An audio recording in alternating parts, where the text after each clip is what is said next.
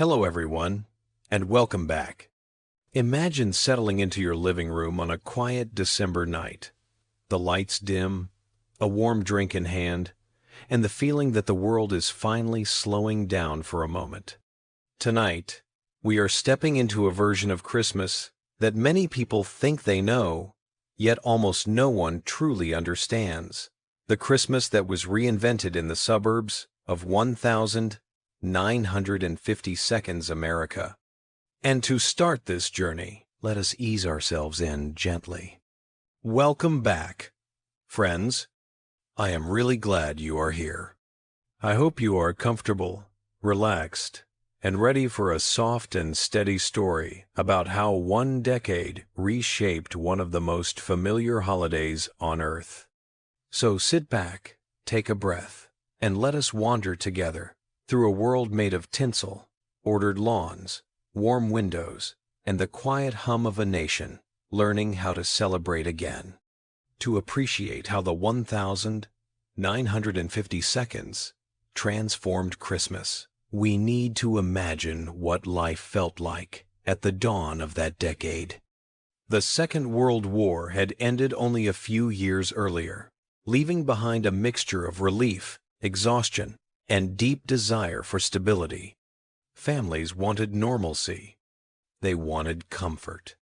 They wanted rituals that felt warm and predictable after years of uncertainty. And right at that moment, a new version of American life was emerging, the suburban dream. Rows of nearly identical houses stretched across the landscape, each one a symbol of security and a promise that the difficult years were finally giving way to something gentler. These houses were not just places to live. They were little canvases for a new kind of lifestyle, one filled with optimism, order, and a touch of shining modernity. And Christmas, perhaps more than any other holiday, became the perfect stage where all those hopes could gather. In earlier decades, Christmas in America looked quite different. It was certainly celebrated, but its imagery and rituals varied widely depending on region, culture, and family tradition. Some families focused on religious gatherings, some on homemade crafts, others on simple fireside meals. Decorations were often handmade, passed down, or improvised from natural materials. Trees were real, trimmed with popcorn strings, candles, paper ornaments, or whatever families could create together. In many homes, celebrations were small, heartfelt, and not particularly elaborate.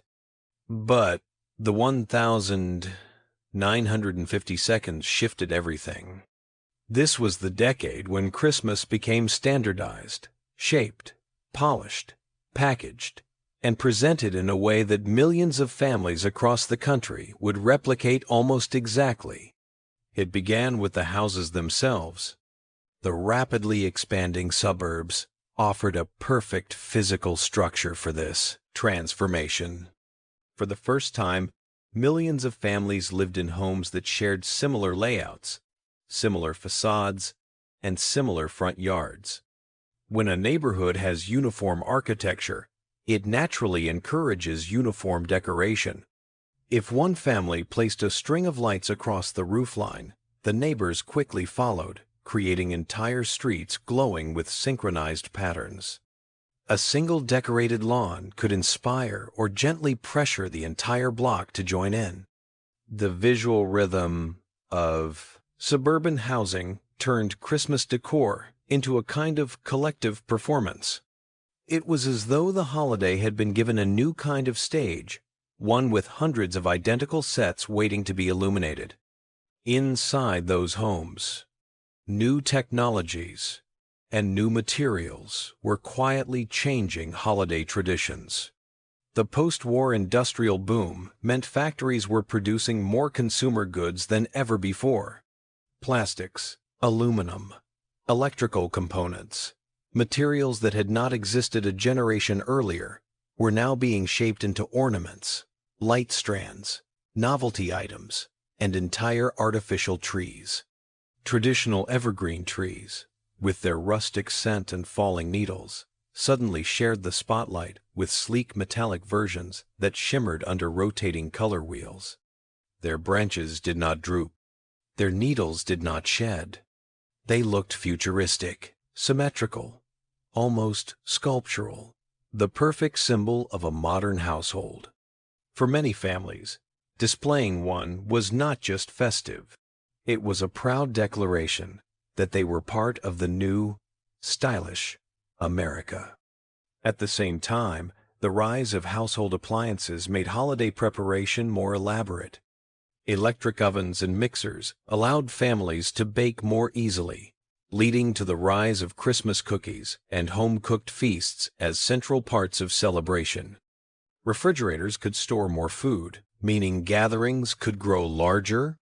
Radios and record players brought holiday music into living rooms on demand. All these innovations made the season feel more immersive and more theatrical. Suddenly, Christmas was not just an event.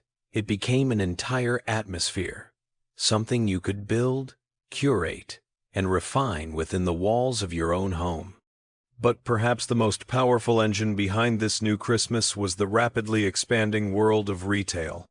Department stores, catalogs, and advertisers recognized the emotional weight of the holiday and quickly realized they could shape it. They did not simply sell decorations. They sold the idea of how Christmas should look. Window displays featured sparkling artificial snow, shimmering ornaments, and glowing lights arranged in perfect harmony.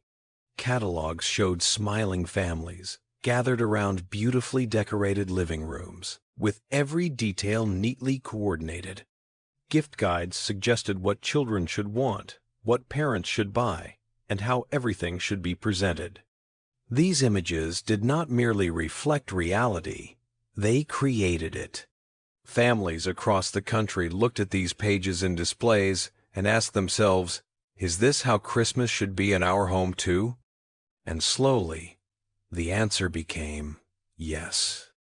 By the mid-1950s, the American Christmas had become a cultural template.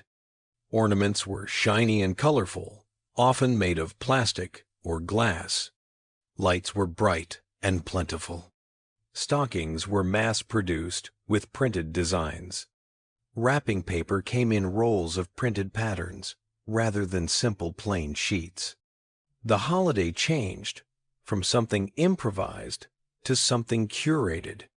Yet despite the commercialization, the heart of the holiday still retained something deeply human. Families gathered. Children waited eagerly for morning surprises. Neighbors shared cookies.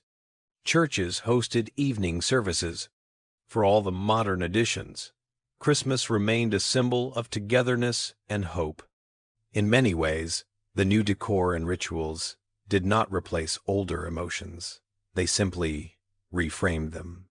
The most fascinating part of this transformation is how effortlessly it spread. From one neighborhood to another, from one magazine cover to the next, from television specials to catalog pages, the 1,950 seconds holiday aesthetic traveled. And because so much of it was standardized, the lights, the ornaments, the wrapping, the music, the cards, it became incredibly easy to copy. For the first time, Christmas across the entire nation looked remarkably similar. A home in California could be decorated almost identically to a home in New England. A family in the Midwest could purchase the same ornaments as a family in New York. The holiday became unified in a way it had never been before. This unity created a powerful sense of shared experience. When Americans talked about Christmas, they could picture the same kinds of scenes: a living room with a tree glowing in the corner, colorful gifts arranged neatly underneath, stockings hung in a row, and a warm supper waiting in the kitchen. Even families with different backgrounds found themselves drawn into this shared cultural rhythm. The holiday became not only a personal celebration, but a national one woven through with common images, common sounds, and common expectations. There was a quiet magic in that moment. It was not just about shiny ornaments or neat suburban lawns. It was about the country collectively choosing joy after years of hardship. It was about families finding comfort in ritual, stability in repetition, and beauty in small, manageable traditions. It was about creating a holiday that felt safe, warm, and filled with promise. And so, the 1,950 seconds did not just decorate Christmas, they rebuilt it. They transformed it from a patchwork of local customs into a coherent, widely recognized cultural event. They gave it colors, shapes, patterns, and sounds. They turned it into the holiday we recognize today. As we continue our journey through these 12 ideas, we will explore the layers of meaning behind this transformation, the excitement it generated, the pressures it introduced, and the legacy it left behind. But for now, let this image settle gently in your mind. A quiet suburban street, freshly covered in snow, each house glowing softly with warm lights, and inside each home, a family gathered around their own unique yet strangely familiar holiday scene. It all began there, in the 1,952nd suburbs, where Christmas became something bigger, brighter, and more unified than ever before. If you have ever paused in the middle of a busy holiday season and wondered, just for a moment, why everything feels so elaborate, the long shopping lists, the advertisements that seem to multiply overnight, the sense that each year has to outdo the last, then you have brushed up against a transformation that began quietly decades ago. Tonight, as we settle into this next chapter, let us gently unfold how Christmas, once a modest and family-centered celebration, evolved into one of the most commercially charged seasons of the modern world. So take a deep breath, settle into your seat or your bed, and let the soft rhythm of this story carry you along. Before the 1,950 seconds. Christmas, in many parts of America, was simple, heartfelt, and fairly modest. Families gathered in living rooms, lit by warm lamps or candles. Decorations were often handmade or passed down from older generations. A tree, if a family could afford one, was decorated with natural items, pine cones, paper chains, maybe a few gingerbread-shaped ornaments that children proudly created. Gift-giving existed, but it was often practical: a warm pair of socks, a homemade scarf, a book chosen with care. Most homes celebrated with humility, grace, and a sense of togetherness that did not require much money. But as America entered the booming prosperity of the post-war era, something began to shift. The country had new industries, new technologies, and a new appetite for goods. Factories that once produced wartime equipment were now producing toys, household appliances, electric decorations, and brightly colored products designed to bring joy and convenience into everyday life. And businesses quickly realized that Christmas, already a beloved holiday, could be the perfect stage for showcasing their new creations. In earlier eras, stores certainly sold gifts during December, but the season was short, modest, and largely centered on necessities rather than extravagance. But in the 1,950 seconds, retailers began redefining the very idea of what Christmas meant. Instead of waiting for customers to arrive with their own traditions, companies began shaping those traditions themselves. They created displays that were not just decorative, they were persuasive. Suddenly, store windows were not just windows. They became miniature fantasy worlds. Lights sparkled in synchronized patterns. Dolls moved mechanically. Artificial snow fell in slow, mesmerizing drifts.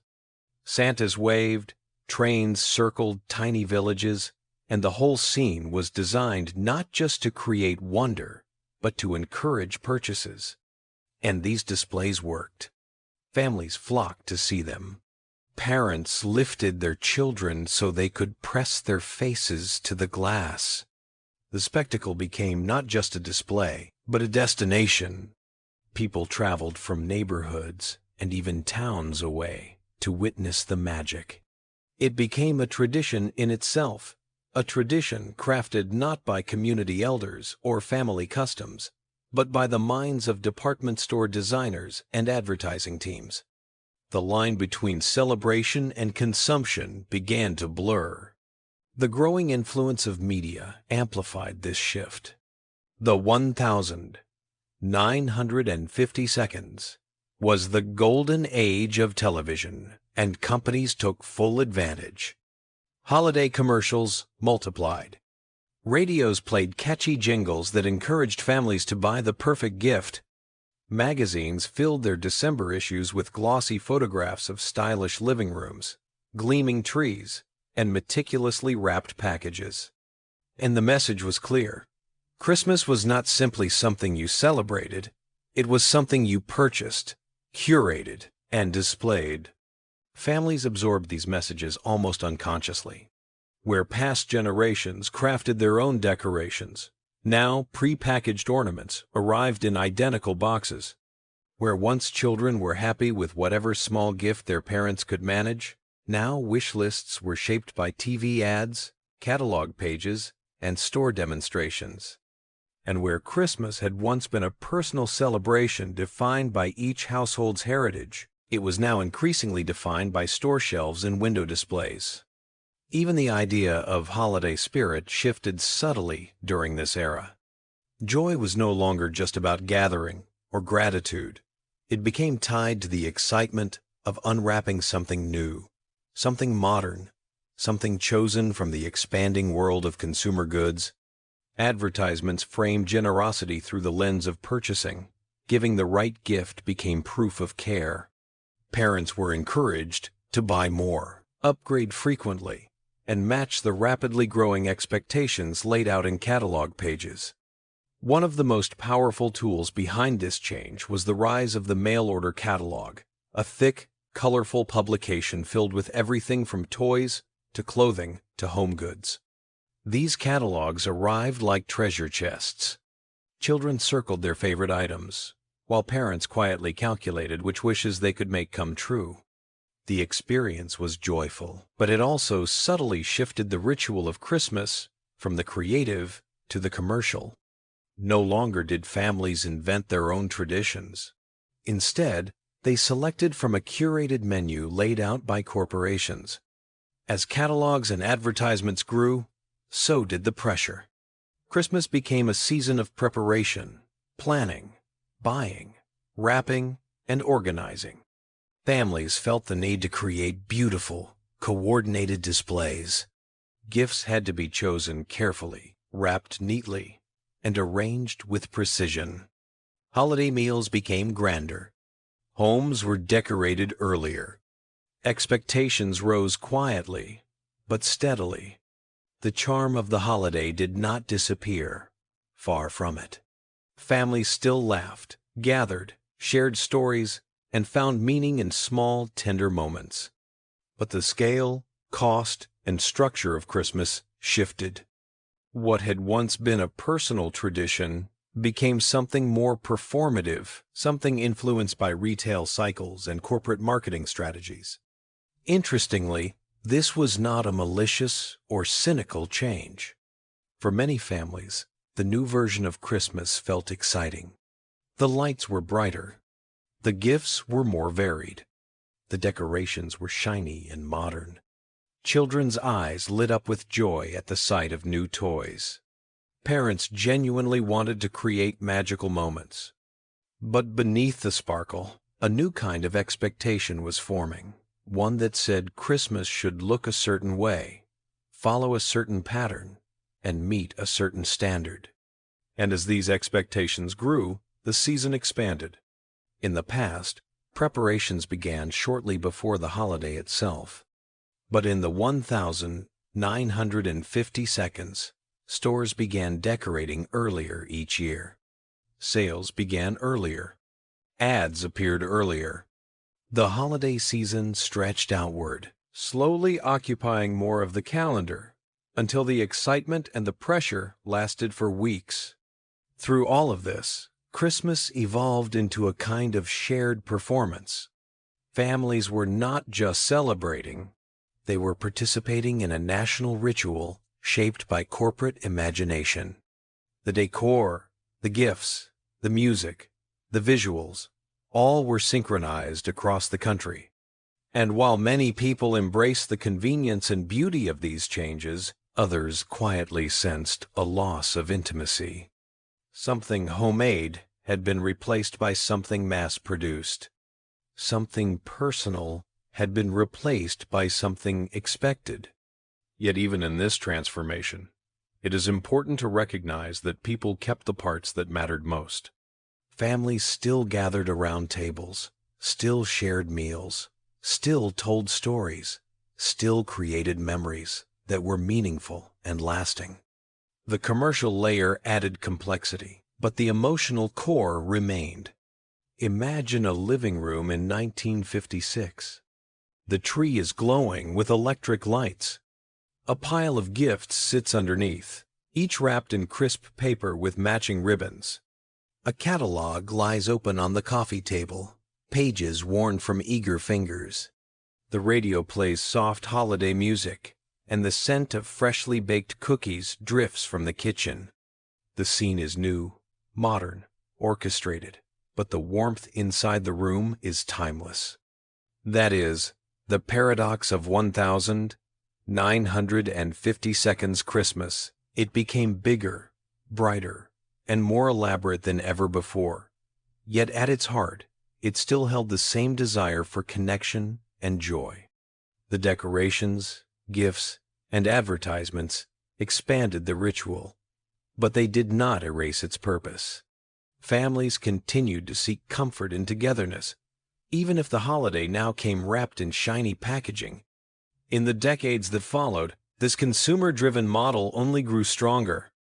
But its foundation, its first moment of clarity, lives in the 1,950 seconds, when Christmas shifted from a modest celebration into a full-season spectacle, crafted by retailers, embraced by families, and eventually exported around the world.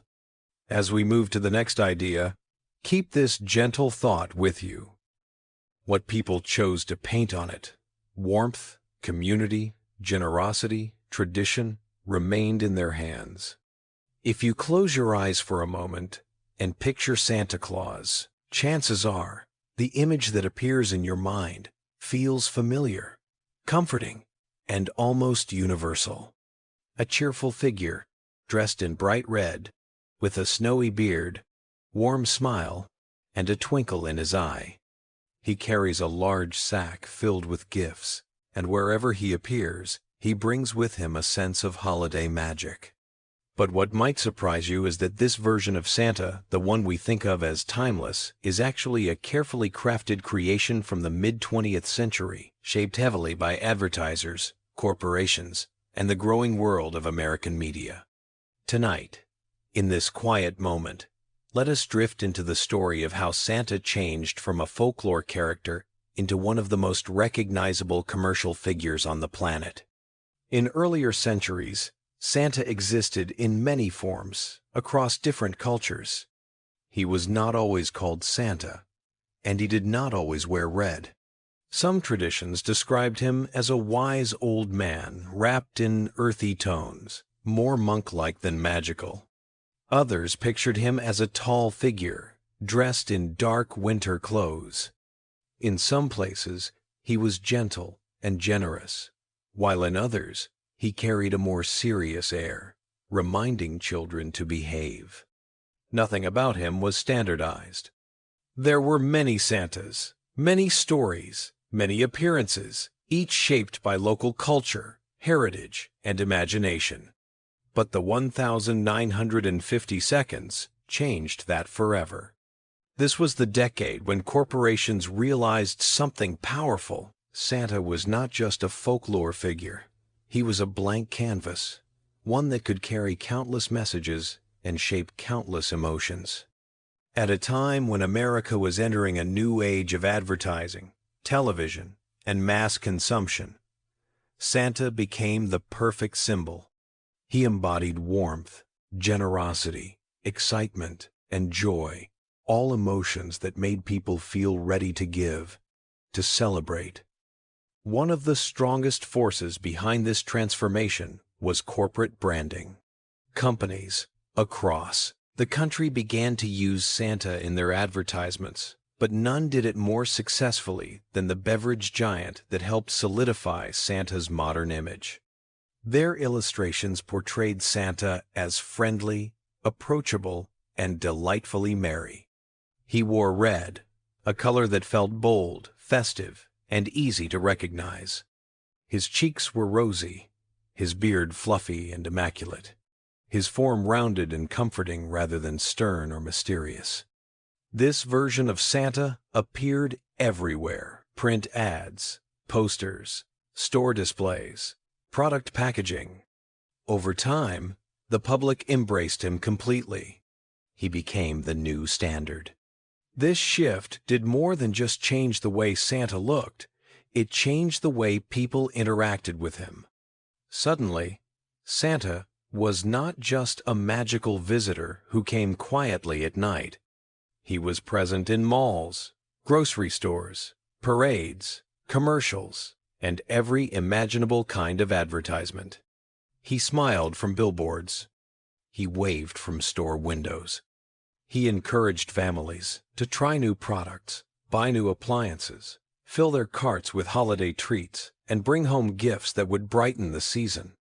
In many ways, Santa became a character that lived in two worlds at once. In one world, he remained the beloved figure who visited homes on Christmas Eve, slipping in silently to share kindness.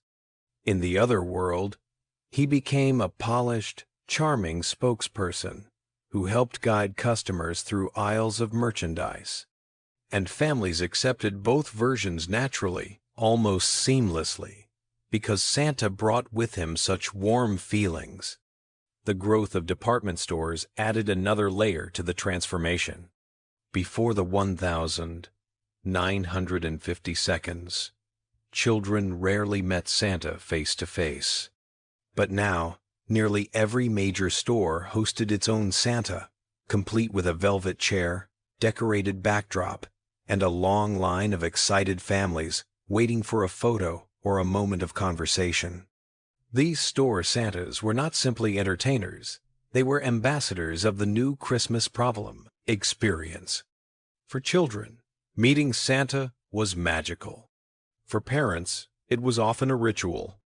And for retailers, it was a remarkably effective way to draw crowds, increase foot traffic, and introduce shoppers to new products. The result? A perfect blend of emotion and strategy. The tradition grew quickly, cementing itself as an essential part of the season. Television amplified Santa's reach even further. Holiday specials, commercials, and jingles spread his image across the country. He appeared in animated shorts, live-action performances, and advertisements that played during family programs. He became a character who lived inside people's homes, speaking directly to them through screens. And because the television format made characters feel personal and familiar, Santa's connection with viewers grew even stronger. But Santa's influence did not stop at the borders of the United States. This bright, cheerful, modern Santa began appearing abroad, not through folklore, but through imported products, movies, and commercial advertising campaigns. Countries with their own winter traditions found this Americanized Santa arriving in store windows, magazines, and eventually on television. At first, he was simply a novelty, but over time, he began to merge with local customs, slowly becoming part of global holiday celebrations. In places where winter never brought snow, Santa still appeared on posters surrounded by glittering white landscapes. In places where red was not traditionally a holiday color, his suit still made its way into displays. And in places where holiday traditions were rooted deeply in different religious or cultural practices, Santa still managed to find a place at the edges, greeting shoppers and offering a cheerful smile. What made this possible was not just advertising power, it was the emotional resonance of Santa's character. The idea of a joyful figure bringing gifts, kindness, and a sense of wonder appealed to people everywhere. And because companies packaged Santa with universal emotions rather than specific cultural stories, he became remarkably easy to adopt and adapt. Yet despite this widespread embrace, it is important to remember that the transformation of Santa was not purely commercial. Families still held their own traditions close.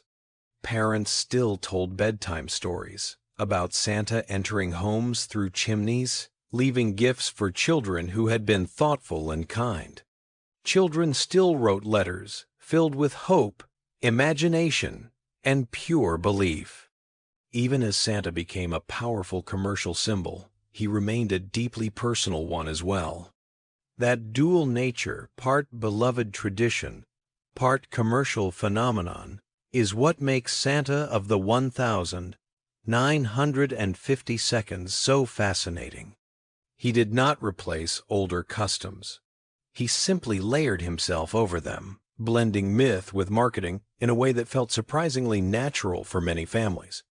He became the bridge between old and new, between folklore and television, between imagination and advertisements.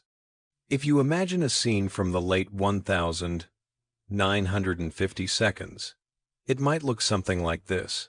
A family walking through a bustling department store, holiday music softly playing, lights glowing in the aisles. A child tugs eagerly at a parent's hand, pointing toward a red-suited Santa seated on a grand chair, waving warmly. Parents capture the moment in a photograph, a keepsake that will live in photo albums for decades.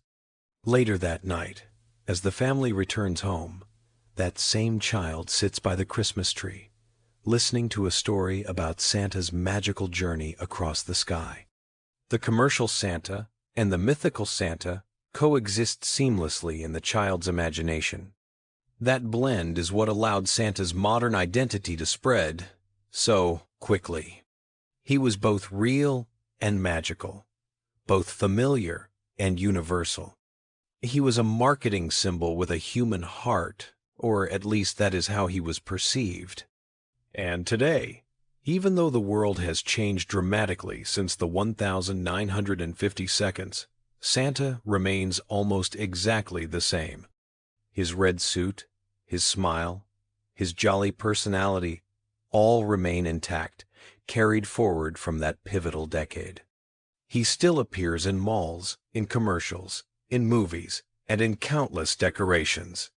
He is, in many ways, one of the most successful cultural figures ever crafted, crossing borders, languages, and generations with ease.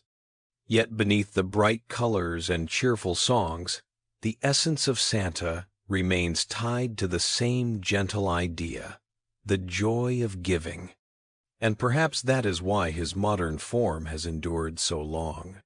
Even if his appearance was shaped by advertisers, the emotions he represents, kindness, generosity, delight, continue to resonate. So as we drift into the next idea, let this thought accompany you. Santa became a symbol of commerce, yes, but he also became a symbol of hope. And in a world recovering from hardship, families welcomed any figure that brought warmth back into their homes, even one who arrived through the bright glow of a department store window. If you have ever seen a shimmering silver Christmas tree in an old photograph and wondered why it looks strangely futuristic, almost like it belongs in a retro sci-fi film, you have just brushed against one of the most fascinating chapters of mid-century holiday history. Tonight, as we continue settling into this soft narrative about the evolution of Christmas, let us drift into the world of the 1,000 950 seconds atomic age, where technology, optimism, and imagination reshaped even the simplest holiday traditions. So take a moment, let your shoulders relax, and let this gentle story carry you into the era when Christmas trees did not just twinkle, they gleamed like metal stars. To understand why aluminum trees and modern decor became so iconic in the 1,950 seconds, we need to feel the atmosphere of that decade. America had entered a period of extraordinary technological excitement.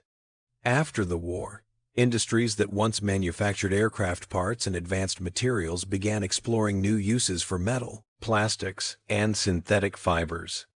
People were fascinated by the idea of the future rockets, satellites, atomic science, and a world filled with sleek, modern design. Homes reflected this optimism through clean lines, bright colors, and materials that felt fresh and contemporary. Holiday decor, surprisingly, became one of the clearest reflections of this futuristic spirit. Traditional evergreen trees, with their natural scent and organic shape, had been loved for generations. But in the 1,950 seconds, something new appeared in American living rooms: the aluminum Christmas tree. These trees were unlike anything that came before them. Their branches were metallic, symmetrical, and covered in thin, reflective strips that sparkled under even the smallest light. When families first saw them, the reaction was a mix of curiosity, delight, and a sense that the future had somehow arrived in their homes. The aluminum tree did not require water, did not drop needles on the carpet, and did not lose its shape. In many ways, it felt like the perfect symbol of modern living, clean, efficient, eye-catching, and fashionable. But it was not only the tree itself that fascinated people. Part of the wonder came from the color wheel that often accompanied it, a rotating disc of colored light, red, green, blue, and amber, that cast shifting hues across the metallic branches. As the wheel turned, the tree seemed to change personality. One moment it glowed warmly, the next moment it shimmered like moonlight, and the next it sparkled with brilliant icy blue. For many children of the era, it felt magical, as though the tree were alive and breathing with light. This experience was entirely new. In previous generations, Christmas decor was warm, handmade, and grounded in nature. But the aluminum tree introduced a sense of spectacle, a gentle theatricality that made the living room feel like a stage. Families gathered around, not just to sit by the tree, but to watch it. The rotating lights, the metallic shimmer, the gentle reflections on the walls, all of it created a calm and mesmerizing ambiance. It was art, decoration, and modern technology working together to create a new kind of holiday atmosphere. But aluminum trees were only one part of the broader shift in decor. Homes were also filled with ornaments made from bright plastics, glass bulbs with metallic paint, and bubble lights that glowed as tiny bubbles floated inside their tubes. These bubble lights, in particular, were beloved by children with company. They looked like miniature lanterns, glowing from the inside as tiny currents of warmth created soft, gentle movement. Watching them was soothing, almost hypnotic, and it added to the feeling that Christmas had become a small universe of glowing color and gentle motion. Tinsel grew more popular as well. Earlier, tinsel had been made from lead, something people did not understand the risks of at the time, which gave it a striking silver sheen. By the 1,950 seconds, safer alternatives began to appear, offering the same dazzling effect. Families would drape tinsel strand by strand, or sometimes toss it playfully, allowing it to catch the light from every direction. When paired with aluminum trees, Tinsel transformed the living room into a shimmering forest of light. Even outdoor decorations took on a futuristic twist. Plastic snowmen, wireframe reindeer wrapped in glowing bulbs, and geometric light patterns began appearing across suburban lawns. The clean, organized lines of post-war housing developments made these displays feel coordinated, almost choreographed. Streets glistened at night as patterns of light reflected off windows, fences, and rooftops. The result was a kind of suburban symphony, repeating shapes, matching colors, and glowing ornaments that turned entire neighborhoods into gentle rivers of light. What made this shift so meaningful was not simply the appearance of new materials. It was the sense of optimism that accompanied them. The 1,950 seconds were filled with dreams of possibility. People believed in a bright future shaped by innovation, science, and imagination. When families placed aluminum trees in their homes or decorated with bubble lights, they were not rejecting tradition. They were embracing the future they believed was coming.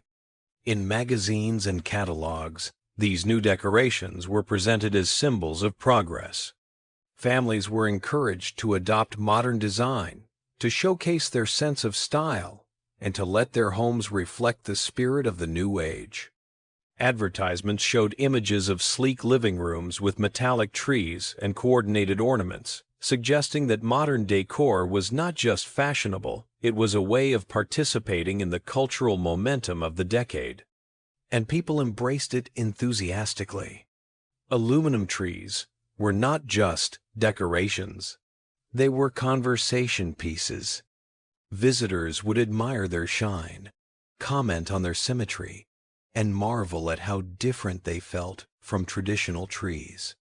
Children loved the shimmering colors. Parents appreciated the convenience. Neighbors were inspired and sometimes playfully competitive. The decor was not simply about celebration. It became a form of expression. Imagine stepping into a 1,957 living room, the aluminum tree gleaming softly in the corner, slow waves of blue and red drifting across the branches. A record player hums gently with holiday music. A warm lamp sits on a mid-century wooden table. The room feels calm, but also distinctly modern, as though the future has arrived early, dressed in soft lights and metallic glimmer. For many families, this decor created a sense of wonder that felt different from the Christmases of previous generations. It was not rustic or handmade, it was polished, glowing, symmetrical, and beautifully unfamiliar. Children who grew up during this era remember the way the lights danced on the walls, the soft hum of the color wheel, and the feeling that Christmas was not only magical, it was stylish. Of course, not everyone embraced the shift completely. Some families held on to traditional trees, handmade ornaments, and rustic decor that reflected their heritage. Others combined both styles, placing familiar decorations alongside new ones. But the broader cultural trend was unmistakable. Christmas was becoming an aesthetic experience shaped by modern materials and futuristic imagination. As time passed, these decorations eventually faded from mainstream popularity. Aluminum trees became nostalgic relics, bubble lights became collectibles, and the atomic age aesthetic quietly stepped aside for new trends. But the impact of that era remains significant. It revealed how deeply decor can influence the mood of a holiday. It showed how technology and creativity can blend to create new forms of beauty. And it demonstrated that even long-standing traditions can evolve gently without losing their heart. Today, when we look back on aluminum trees and modern mid-century decor, they feel like windows into a hopeful past, a time when families believed the world was heading toward an exciting future, and even Christmas reflected that confidence. The decorations may have changed, but the spirit that inspired them, the blending of tradition and innovation, still influences the way we celebrate. So, as we continue our quiet journey through the evolution of Christmas, carry this thought with you. Every decoration tells a story. Sometimes it is the story of where we came from. Sometimes it is the story of where we hope to go. And in the 1950 seconds, for a short and shining moment, Christmas told a story of a future filled with light. Imagine a world where shopping is not a frantic sprint through crowded aisles, but a quiet ritual performed in the comfort of your own living room. A world where Christmas arrives not through a shopping mall, but through the familiar creak of the mailbox. Tonight, as we drift deeper into the soft, nostalgic glow of 1950 seconds America, let us settle into the gentle magic of mail-order catalogs, the glossy paper portals that reshaped how families prepared for the holidays. Picture this. It is early December, in 1954. You are curled up on the living room carpet, the Sears wish book spread open in front of you like a treasure map.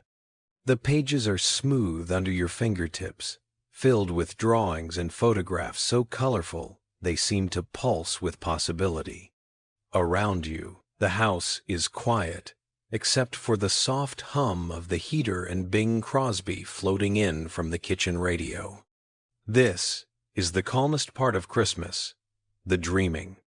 Before the rise of the modern mall, before credit cards, before last-minute rushes through fluorescent aisles, mail-order catalogs were the beating heart of holiday shopping.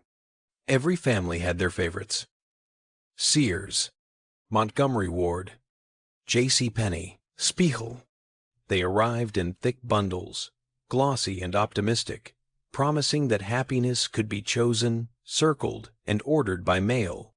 And in an era before the constant noise of modern advertising, these catalogs felt like gifts themselves, little worlds of promise landing on the doorstep with a satisfying thump. The ritual began with browsing. Families did not flip through these catalogs casually. They studied them, discussed them, and sometimes negotiated over them. Children sprawled on the rug with red crayons, circling toys with the intensity of young strategists. Parents sat at the dining table under warm yellow light, reading item descriptions aloud, as if reciting poetry. 7-piece aluminum cookware set, automatic pop-up toaster, deluxe Lionel train with smoke-puffing engine. There was a rhythm to it. The turning of pages, the murmured comments, the dreams forming quietly in the margins. There was something comforting about the slowness of it all. No rush, no urgency, just anticipation. Each order was a small leap of faith. You filled out forms by hand, double-checked product numbers, and sealed your choices inside an envelope with a money order or a neatly folded set of bills. Then you walked out to the mailbox, sometimes in the snow, sometimes before sunrise, and pushed your envelope in with a sense of ceremony. After that, all you could do was wait. And oh, the waiting. It became part of the holiday magic. Children watched the mailman like hawks, racing to the door whenever a delivery truck slowed on the street. Parents tracked dates on the calendar, telling themselves the package would come any day now. The anticipation made every knock on the door, every thud on the porch, every rustling bundle of brown-wrapped parcels feel electric. The mailman of the 1950 seconds became an unofficial Christmas figure in his own right, part messenger, part miracle worker. He trudged through snow with packages tucked under both arms, his uniform dusted in frost, his breath rising in little clouds. Neighbors waved at him from driveways, children followed him down sidewalks, and adults slipped him holiday cards as thanks for being the quiet deliverer of their seasonal hopes. Some even joked that he worked harder than Santa. By mid-December, homes transformed into miniature storage facilities. Closets filled with boxes. Bedroom floors disappeared, under piles of tissue paper and twine. The gift drawer became a sacred place where secrets were kept hidden beneath sweaters and spare sheets. Parents developed advanced stealth strategies, tapping boxes to identify fragile items, hiding receipts in kitchen jars, and unboxing gifts late at night to make sure everything worked before wrapping. Of course, not everything arrived exactly as expected. Sometimes, a sweater ordered in forest green arrived in a shade closer to swamp moss. Sometimes a toy advertised as life-sized turned out to be perfectly sized for a family of squirrels. But in the gentle logic of the 1,950 seconds, these imperfections were folded into the fun. A slightly lopsided doll became unique. A wobbling train track was blamed on holiday excitement.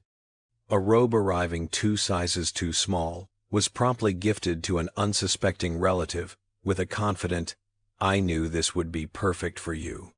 Catalog shopping became a shared language, something neighbors talked about at the mailbox, something kids compared on the school bus, something families built traditions around. And because everything took time, people appreciated the gifts more. The slowness of the process made every arrival feel intentional, meaningful, and earned. When a package finally landed on the doorstep, wrapped in plain brown paper and bound with firm twine, it carried not just an item, but weeks of anticipation and imagination. The catalogs themselves were works of art. The toys section alone felt like a portal into childhood dreams. Dollhouses with tiny mid-century furniture, chemistry kits with too many mysterious vials, rocket-shaped ride-on toys, wind-up robots marching fearlessly across the page. For adults, the catalog whispered promises of convenience. Make meals in half the time. Add sparkle to your holiday table. Impress your guests with this stunning modern appliance. Even the clothes, crisp shirts, shimmering dresses, winter coats lined with soft fur, were presented with a sense of elegance that made ordinary life feel glamorous. The best part, families experienced it all together. Unlike modern online shopping, which tends to be solitary and rushed, catalog shopping created shared moments. Kids leaned over their parents' shoulders, pointing. Parents whispered about budgets, choices, and surprises. Everyone felt included. Everyone had a voice. Even disagreements, whether the red bike was more practical than the blue one, became part of the seasonal memory. As Christmas approached, the house filled with the growing scent of pine, the soft hum of radio carols, and the rustle of packages arriving like clockwork.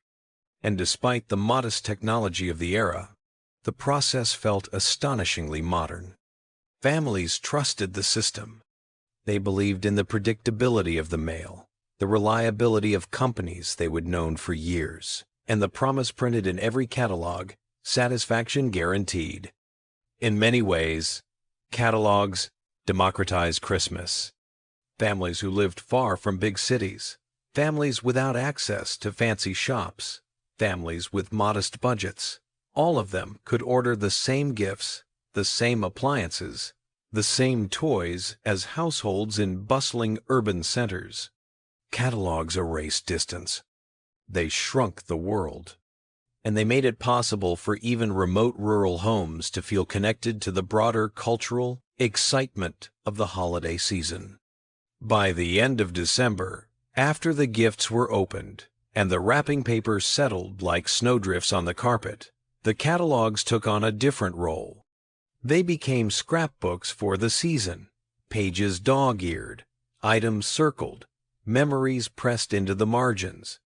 Parents tossed them carefully onto shelves just in case, while children saved them as wish lists for next year. Looking back, mail-order catalogs were not just tools for shopping.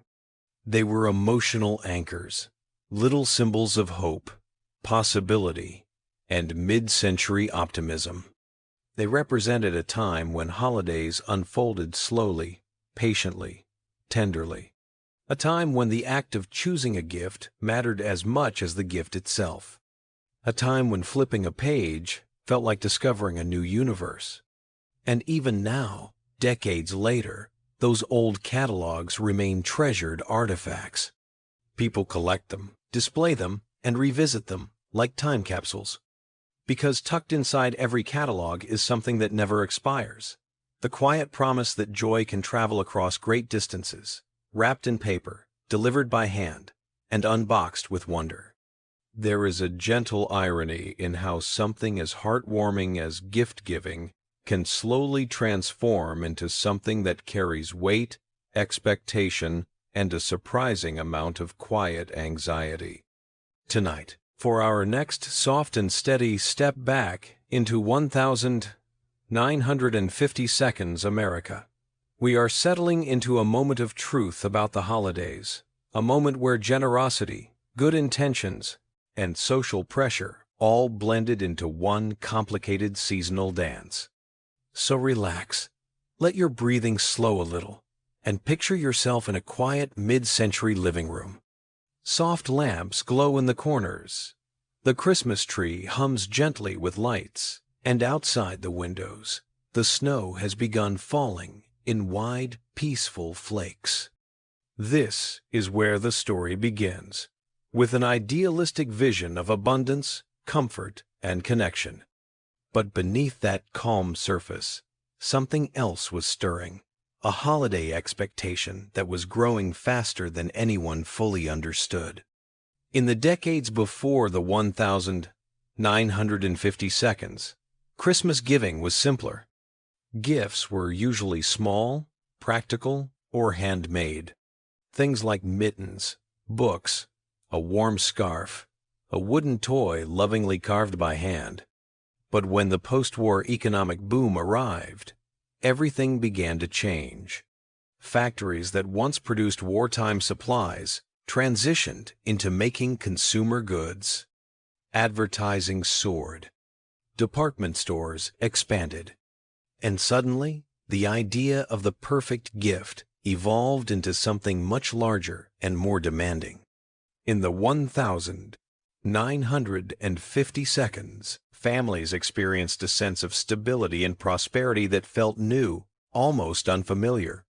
People had jobs, homes, cars, televisions, modern appliances, things their parents could only dream about. And with that sense of security came a subtle but powerful shift. Giving became not just an act of affection, but a reflection of your identity, your success, your taste, and sometimes even your social standing. By early December, conversations began to carry a soft undercurrent of comparison. The neighbor bought their daughter the newest talking doll. A coworker mentioned he found a special imported train set for his son. Your sister-in-law casually announced she purchased matching silk robes for the whole family. And even if no one openly competed, you could feel the unspoken message floating through the air. This year, the gifts matter.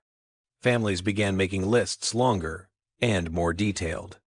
Children, influenced by catalog illustrations and early television commercials, circled dozens of items instead of one or two. Parents, wanting to give their children a holiday filled with joy, began stretching their budgets. Sometimes quietly, sometimes bravely. There was a sense that abundance equaled love, that a fuller tree meant a fuller heart. And yet, beneath the shimmering gift wrap and gold ribbons, many people felt something else. A quiet worry, a gentle pressure, a sense of responsibility not only to delight the people they cared about, but to avoid disappointing them. In a decade that emphasized appearances, tidy homes, polished manners, coordinated outfits, even gift-giving became part of the performance. A simple pair of socks no longer felt like enough. A modest toy seemed almost humble. Even practical gifts were becoming more elaborate. A kitchen towel became a six-piece, matching set. A single toy became an entire playset. A tie became a gift box containing cufflinks, a tie, and a matching money clip. Expectations grew, not because anyone demanded more, but because everyone was quietly trying to meet the new standard. Parents in the 1950 seconds often talked about the strange emotional math of the holidays, how giving something too small felt like not trying hard enough, and giving something too extravagant felt like overstepping. Walking into a department store only made the calculation more complicated. The displays sparkled. The music swelled. Salespeople described each product as essential or memorable or the perfect gift. Choosing began to feel like a moral test. And for many families, the joy of generosity mixed with the tension of limited budgets. You can imagine a mother in a wool coat, standing in the toy aisle, comparing prices with a tiny frown, or a father studying a shelf of perfumes, trying to guess which one his wife would love and which one would not quietly disappoint her. Families walked through stores clutching lists like life rafts, trying to stretch dollars without stretching themselves thin. Even the wrapping became part of the expectation. Gifts now needed to look special, feel special, and create excitement before they were even opened. Wrapping paper gleamed in metallic finishes. Ribbons curled in perfect spirals.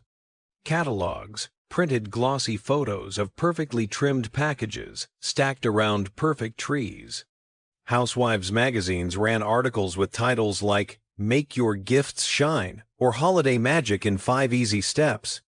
And suddenly, even the outside of the gift carried its own quiet pressure. But here's the gentle truth that softened everything. Despite the stress, people genuinely wanted to give generously. They wanted to see their children's eyes light up. They wanted their partners to feel appreciated.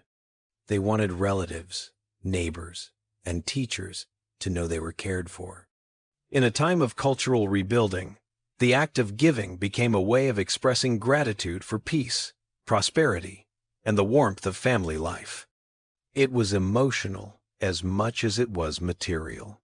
Families felt closer when exchanging gifts. Children felt cherished. Adults felt proud. Even modest homes glowed with a sense of richness during the holidays, not because of the items themselves, but because the act of giving created small moments of connection, hands passing packages, voices soft with excitement, hearts full of tenderness. Still, it was not always easy. There were disappointments, the gift that did not arrive on time, the sweater in the wrong size, the toy that broke too quickly. But the memory of a thoughtful gesture lingered longer than any frustration. And even the smallest gift, wrapped with care, carried a meaning far beyond its price. Looking back, the 1950 seconds helped reshape Christmas into the celebration we recognize today. The expectation of giving more, wrapping more, preparing more, it all came from this decade where optimism met consumer culture. Some people might see it as excess, but beneath the surface was something gentler, a deep desire to build joy after years of hardship. Gift-giving became not just about objects, but about storytelling. A father giving his daughter a new doll was not just giving plastic and fabric, he was giving her a future memory. A mother giving her husband a new watch was not just giving metal and gears, she was giving him time, care, appreciation. A child giving a handmade card or a painted ornament was not just offering a small token, they were giving love in its purest form. Even now, decades later, the traditions we follow, the lists, the wrapping, the excitement under the tree, still carry echoes of those mid-century homes filled with hope. And if you look closely, you can see that same blend of joy and gentle pressure still shaping our holidays today. We still want our gifts to say something meaningful. We still want to surprise the people we love. We still want the experience to feel magical. But maybe the most comforting lesson from this era is this: the pressure was never the real story. The real story was the love behind the effort, the quiet late-night wrapping, the thoughtful choices, the laughter on Christmas morning, the feeling, however fleeting, that you managed to give someone a moment of delight. In the soft glow of a 1,950 seconds living room, with an aluminum tree shimmering in the corner and presents arranged in neat, hopeful piles, the gift-giving tradition blossomed into something beautiful, not perfect, not effortless, but heartfelt. And that, in the end, is the kind of gift that never fades. If you have ever seen a child's eyes widen at the sight of a shiny new toy, or watched them bounce with excitement as they point at something they desperately hope will appear under the tree, then you know just how powerful imagination can be. But in the 1,950 seconds, something extraordinary happened.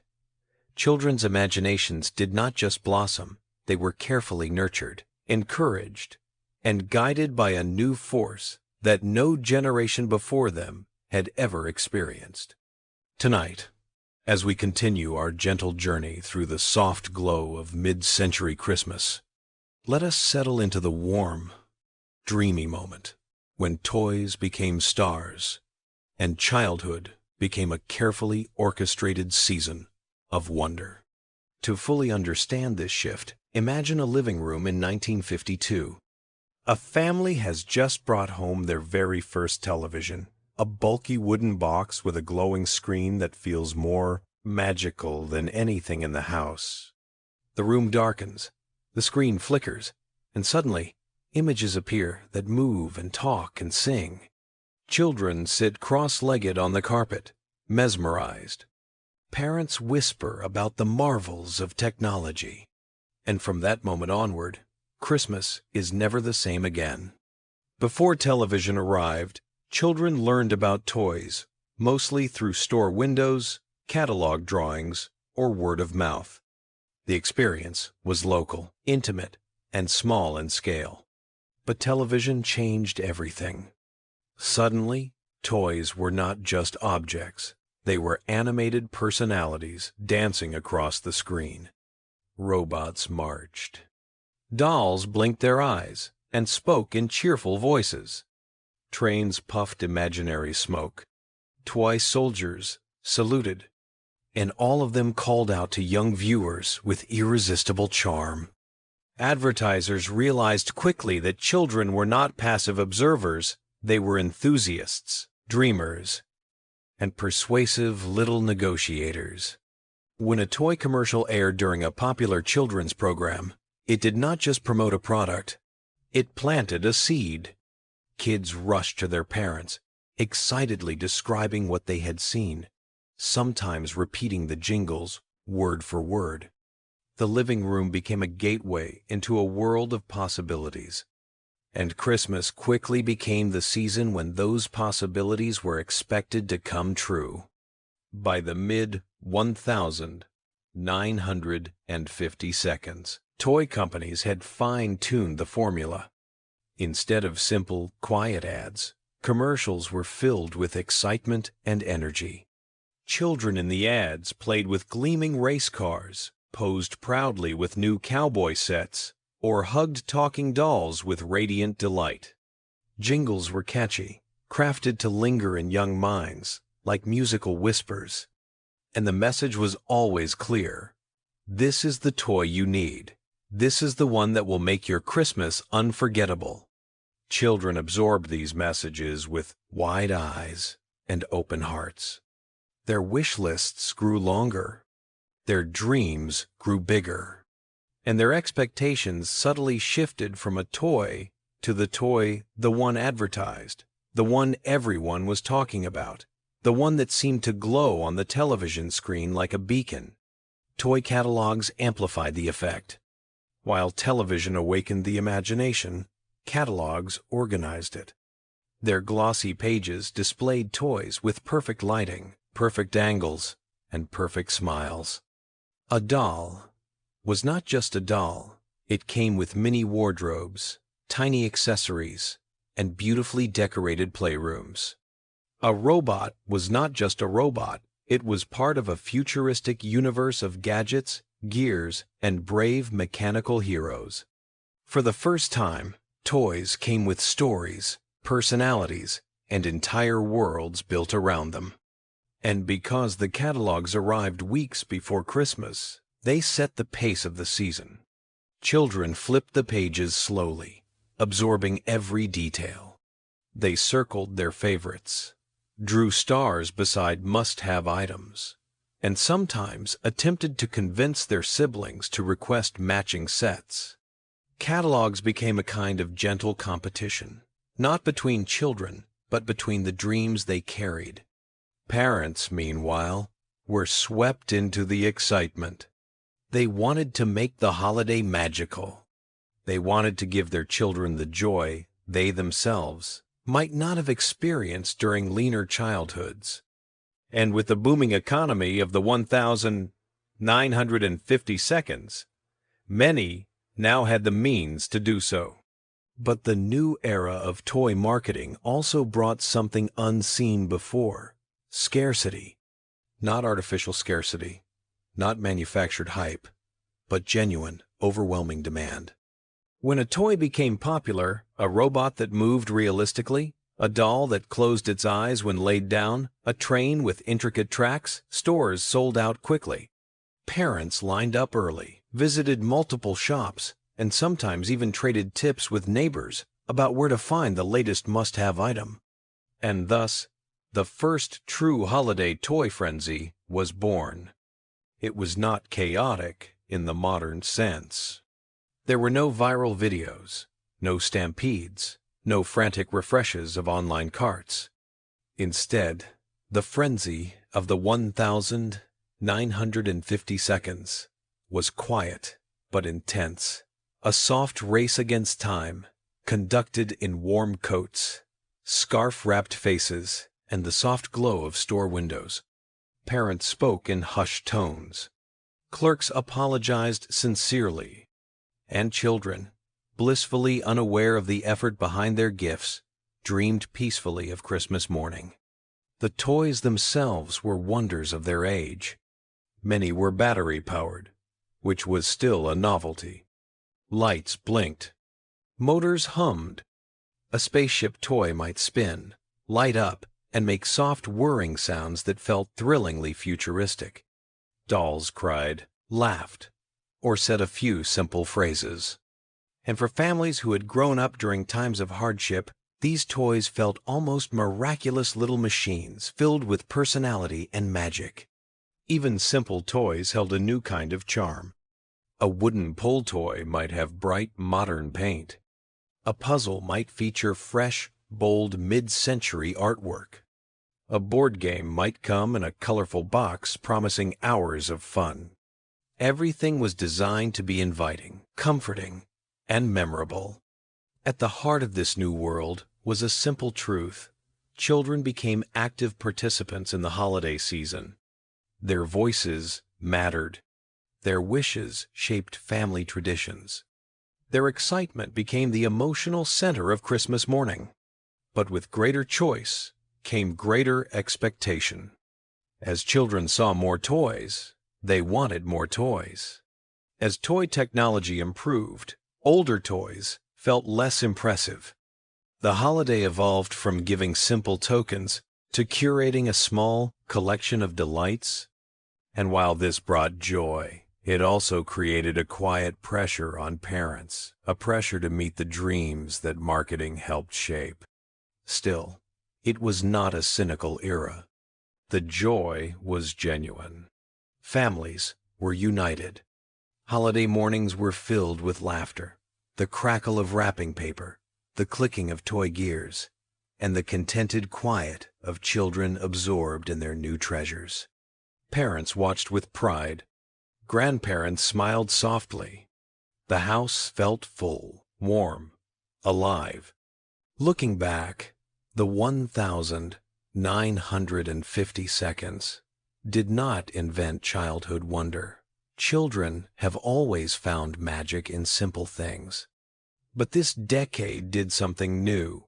It gave childhood wonder, a stage, a soundtrack, a catalog, and a glowing screen. It turned toys into symbols of hope, progress, and possibility. And it made Christmas morning not just a tradition, but an experience, one shaped by imagination, technology, and the irresistible charm of mid-century storytelling. Even today, if you close your eyes and listen carefully, you might hear faint echoes of those early jingles. You might picture a child staring up at a glowing TV screen, dreaming. You might see a parent slipping a toy into the back of a closet, hiding it with the soft satisfaction of knowing a magical moment is on the way. The holiday frenzy began there softly, sweetly, with toys that sparkled, advertisements that sang, and children who believed that the world was big, bright, and full of wonder. If you have ever taken a quiet evening walk in December and felt that soft, childlike thrill when you see a house shimmering with lights, the kind that makes the air feel warmer and the night seem gentler, then you already understand the heart of this next chapter. Tonight, we are gliding into a moment in history when holiday lights were not just decorations. They were invitations, conversations, expressions of pride, and sometimes tiny unspoken competitions between neighbors who were learning how to celebrate the new American dream. So settle in, breathe a little slower, and imagine a calm suburban street in the late 1950s. The houses sit side by side like siblings, each one modest, neatly built, and freshly painted. The lawns are trimmed, the driveways smooth, and the air carries that unmistakable crisp winter scent. Night falls early. Families have finished dinner. And then, one by one, front yards begin to glow. It usually started with one house. There was always that one family, the enthusiastic early decorators, who hung a string of lights along the roofline the moment the calendar flipped to December. The lights were simple at first: red, green, blue, yellow, large glass bulbs spaced evenly along a single wire. They hummed with warmth when you touched them. When the switch flipped, the house came alive. Kids from down the street would gasp. Parents would pause while taking out the trash and smile. And somewhere inside, another neighbor would quietly say, "Maybe we should put ours up too." And that was all it took. Soon another house joined in, then another. A wreath appeared on a door. Garland wrapped around a porch railing. A glowing plastic snowman took his place on a lawn. And without anyone planning it, the entire neighborhood slipped into a soft, cheerful glow. The beauty of suburban holiday lights in the 1950 seconds was not just their brightness, it was the gentle sense of community they created. Each home, identical in architecture and layout, suddenly felt unique, expressive, and alive. Some families preferred symmetrical lights in classic colors. Others played with patterns. Some hung lights on every quand, window. Others focused on a single tree in the yard that became a little landmark for everyone who walked or drove by. And beneath all this, a quiet, friendly competition began to grow. It was not about outdoing or beating anyone. It was more like a conversation carried in lights, each home replying softly to its neighbors. If one family added a glowing reindeer, another added a star. If one wrapped their mailbox in tinsel, another lined their walkway with small lanterns. Decorations spread like echoes, gently inspired by whatever was happening next door. Parents claimed it was for the kids, but everyone knew it was not just for the kids. The adults loved it too. They loved stepping outside in the cold, watching their own lights flicker to life, and then slowly turning to admire how the rest of the street shimmered like a shared winter stage. Children, of course, made the most of it. They created their own evening rituals, walking from house to house, pointing at favorite displays, assigning unofficial awards like sparkliest porch, best snowman, or prettiest tree. They huddled together at the end of the street to admire the overall glow, their breath rising in little clouds of excitement. Even pets, neighborhood dogs trotting along the sidewalk on evening walks, seemed to slow down and admire the lights, noses twitching at the scent of pine, snow, and warm indoor dinners drifting from window cracks. The displays grew more creative each year. Hardware stores began selling new types of lights, blinking ones, star-shaped ones, even miniature bulbs that sparkled like tiny stars scattered across the roof. Electric lawn ornaments appeared, caroling figures, glowing angels, cheerful Santas waving silently into the night. Wire reindeer stood proudly beside hedges, their silhouettes glowing like quiet guardians of the season.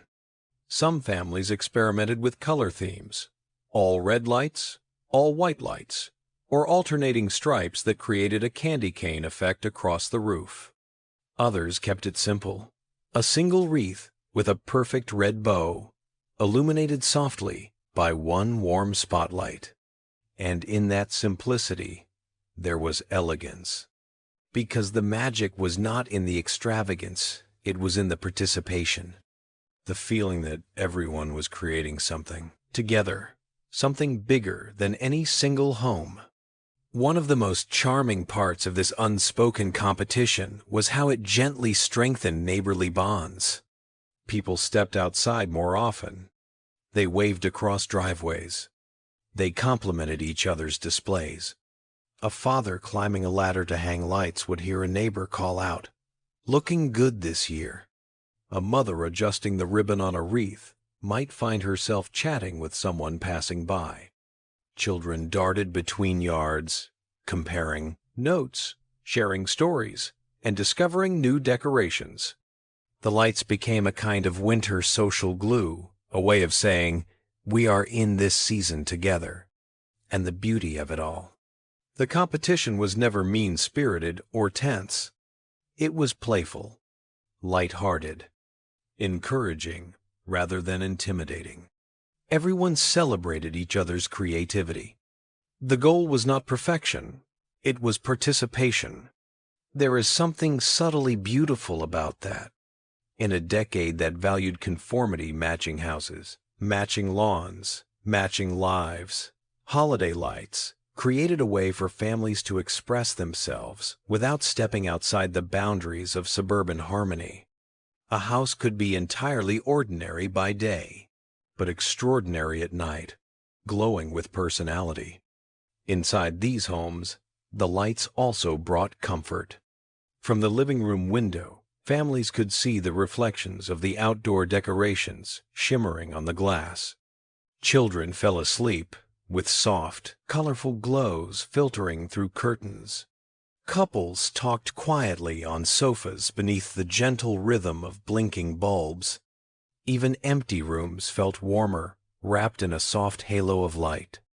And for many families, these displays carried a deeper emotional meaning. After the difficulties of earlier decades, the glowing lights symbolized hope, progress, stability, and joy. They were small, gentle declarations that life had become brighter, literally and emotionally. By the end of the 1,950 seconds, entire neighborhoods began coordinating informal traditions, choosing the night they would light up, organizing caroling strolls, or hosting small gatherings where neighbors walked together to admire each home. Some communities eventually formalized these traditions into holiday festivals, but the earliest ones were simple, heartfelt, and quietly magical. Imagine standing at the end of a cul-de-sac at dusk. One by one, lights click on. The houses illuminate like a slow wave. The air fills with soft colors. Laughter drifts from open doorways. Somewhere in the distance, A radio plays a warm holiday tune, and for a moment, the entire neighborhood feels like a single living organism breathing in sync, glowing with shared joy. Even now, decades later, this tradition still echoes through modern suburbs. But its heart, the gentle competition, the quiet togetherness, the playful creativity was born in that optimistic decade when families learned that the simplest strings of lights could become stories, celebrations, and conversations all at once. The 1950 did not just invent holiday decor as we know it. They turned it into a communal ritual, one made not of rivalry, but of shared light. There is a special kind of stillness that settles over a home when the radio is playing softly in the background or when the living room glows with the warm flicker of a television screen. It is a stillness that invites people to sit closer, breathe slower, and become passengers in a story someone else is telling. Tonight, as we drift gently into our next chapter, we are stepping into the cozy world of 1950 seconds holiday media, a world where jingles, television specials, glossy magazine pages, and heartfelt films did not just entertain families. They shaped the very way people imagined Christmas. So let yourself sink into that feeling for a moment.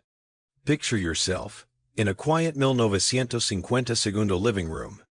The furniture is simple, clean-lined, and warmly lit. A radio hums in the corner, or perhaps a small black and white television flickers softly.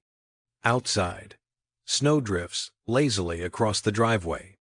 Inside, you hear voices singing, stories unfolding, and laughter echoing from programs shared by nearly every household in America. This is where the modern holiday aesthetic truly began to spread, not from stores alone, but from screens and speakers that brought Christmas into the heart of every home. Before the 1950 seconds, holiday media certainly existed, but it was scattered. Radios played seasonal songs, local newspapers printed winter illustrations, and theaters sometimes released holiday films. But it was not cohesive. It was not uniform, and it did not reach everyone evenly. But once television became a household presence, even if the screen was small, even if the picture was grainy, suddenly Christmas gained a new kind of power. It became broadcast. The earliest holiday programs were simple, often low-budget productions, filmed in modest studios with minimal sets. But they carried something precious: warmth. A host stood beside a decorated tree, smiling into the camera as though speaking directly to the family watching at home. A choir of children sang familiar songs. A small orchestra played cheerful melodies. And somewhere between those soft moving images was the message that this glowing, cozy, beautifully arranged holiday scene was what Christmas looked like now. Because television created something revolutionary, a shared visual standard. Families in California saw the same holiday sets, the same glowing trees, the same polished ornaments as families in New York or Ohio or Texas. The aesthetic, once regional, once personal, became national. People did not just celebrate Christmas. They watched Christmas. They studied it, absorbed it, dreamed of it, and then, gently, they copied it. Magazines amplified this effect in a quieter, more elegant way. The December issues of mid-century magazines were essentially Christmas catalogs disguised as lifestyle inspiration. Their covers featured perfectly arranged living rooms with flawlessly decorated trees, symmetrical wreaths, glowing fireplaces, and families dressed in coordinated outfits. Every detail was curated, intentional, and bathed in soft, inviting lighting. Magazines taught families how to decorate, how to bake, how to host, how to wrap gifts, how to set a table, and even how to pose for holiday photos. They offered instructions, but more importantly, they offered dreams. A mother flipping through a magazine might pause at an image of a meticulously decorated tree and think, maybe my living room could look like that this year. A father glancing at a page featuring a glowing outdoor display might feel a spark of inspiration. Children saw pictures of smiling families opening gifts and wondered if theirs would look similar. These images were not just suggestions, they were blueprints. And in a decade that valued order, beauty, and optimism, people embraced them wholeheartedly. Radio, meanwhile, worked its magic in a different way. While it did not provide visuals, it created atmosphere, the emotional foundation upon which the new Christmas aesthetic rested. Soft holiday music, warm-voiced radio hosts, seasonal stories, and cheerful jingles filled homes from morning to night. The sound of Christmas became as recognizable as its decorations. Bing Crosby singing gently, choirs rising in harmony, vintage jingles advertising household goods. All of this created a sonic landscape that wrapped itself around families like a blanket. It did not matter that the tree was not perfectly decorated, or that the gifts were not extravagant. Once the radio played those familiar melodies, the home felt ready for Christmas. Holiday films also played a major role. While many of the most iconic Christmas movies came decades later, the 1950 seconds introduced a wave of gentle, sentimental films that reinforced the same ideas television was spreading. The warm glow of family togetherness, the enchanted beauty of snow-covered streets, the sparkling lights of downtown displays, and the belief that Christmas was both visually and emotionally magical. In theaters across the country, audiences watched stories that mirrored their own aspirations, stories of simple pleasures, decorated homes, and heartfelt connections. And as more Americans gained access to television, holiday specials became annual rituals. Families planned evenings around them. Children sat on the floor with blankets. Parents made cocoa. Grandparents leaned forward in their chairs. When the holiday special began, it felt like a moment of unity, not just for the family watching, but for millions of households experiencing the same scenes, the same songs, the same carefully crafted holiday aesthetic at the exact same time. It was the closest thing the decade had to a collective celebration. One of the most remarkable effects of holiday media was its ability to erase distance. Before the 1950 seconds, Christmas in rural towns looked different from Christmas in big cities. Snowy mountain communities decorated differently from warm coastal towns. But when holiday media arrived, it spread the same aesthetic to every corner of the country, even places where snow never fell. Suddenly, families living in sunny climates found themselves dreaming of white Christmases, pine trees, and fireplaces. They decorated with artificial snow, paper icicles, and frost-covered ornaments, not because the weather demanded it, but because the media-inspired image of Christmas felt irresistibly beautiful. This unification of imagery did more than simply standardize holiday decor. It created a shared cultural language. People from different regions, ages, and backgrounds could talk about Christmas the same way because they saw the same symbols, the same colors, the same scenes. A tree glowing with colored bulbs, a fireplace lined with stockings, a front porch wrapped with garland, a star shimmering atop a pine. These visuals became part of the national identity of the holiday. Yet despite all this standardization, holiday media did not eliminate individuality. It amplified it. Families used the inspiration they saw on screens and pages as starting points, then added their own touches. A magazine might inspire a theme, but the homemade ornaments added personality. A television special might influence the lighting style, but the old family nativity scene stayed on the mantel. It was a blending modernity and tradition, coexisting gently, side by side. Looking back, the role of media in shaping Christmas was not cynical. It was not purely commercial. It was emotional. In a decade filled with optimism, hope, and the belief that the future was bright, holiday media offered images of harmony that people wanted to believe in. And in many ways, these images became self-fulfilling. Families created the warmth they saw on screen. They embraced the aesthetic because it reflected how they wanted their homes to feel safe, joyful, beautiful, and full of light. Even now, if you hear an old holiday song from the 1950 seconds, or catch a glimpse of a vintage holiday broadcast, something stirs inside you. A soft nostalgia, a pull toward simplicity, a reminder that even the most modern celebrations have roots in those glowing screens and humming radios. The new American Christmas was not born in stores alone. It was broadcast into existence. There is something almost poetic about how traditions travel. They drift gently, the way snowflakes float across a quiet night sky. They land softly, reshaping themselves as they settle into new places. And, in the 1950 seconds, as America stepped confidently into its new era of prosperity, something unexpected began to happen.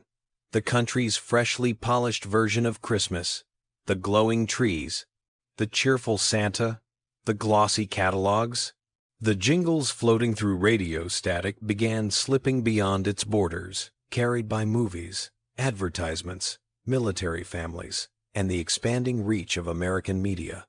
Tonight, let us drift softly into that global journey. Imagine standing in an airport in 1956, the soft hum of conversation surrounding you. American families are boarding international flights or ships, carrying suitcases packed with gifts, clothing, and sometimes a few holiday decorations tucked carefully between sweaters. They travel for work, military service, or new opportunities abroad.